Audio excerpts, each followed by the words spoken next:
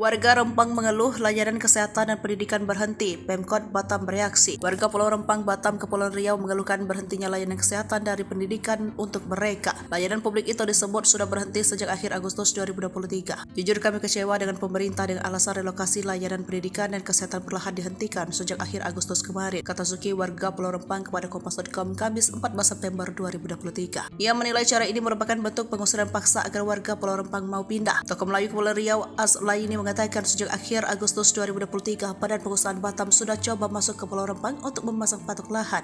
Kendati demikian, hingga kini belum ada kejelasan soal relokasi untuk warga Pulau Rempang. Infrastruktur di tempat tinggal baru warga yang akan dipindah disebutkan belum ada. 5.000 orang ini akan terus hidup dan di mana mereka akan tinggal, tanya Azlaini. Kepala Biro Hubungan Masyarakat Promosi Protokol Badan Pengusahaan Batam, Ade Astuti Sirazid, membantah dan penghentian fasilitas publik untuk warga Pulau Rempang. Jadi sampai saat ini proses layanan pendidikan dan kesehatan dipastikan tetap tersedia dan terlayani bagi warga kita yang terdampak PSN, tegas Ade Astuti. Pernyataan senada juga diungkapkan Kepala Dinas Komunikasi dan Informatika Pemerintah Kota Batam, Rudi Panjaitan. Dia mengklaim hingga saat ini layanan pendidikan dan kesehatan masih berlangsung. Kami pastikan saat upaya ideologis bersama warga dan tim terpadu. Saat dan sesudah relokasi dipastikan layanan pendidikan dan kesehatan tersedia bagi warga kita Pulau Rempang tersebut, tegas Rudi. Jadi sekali lagi saya tekankan sampai saat ini Jumat 15 September, layanan pendidikan dan kesehatan tidak ada yang dihentikan dan tetap berjalan seperti biasa, bukas Rudi.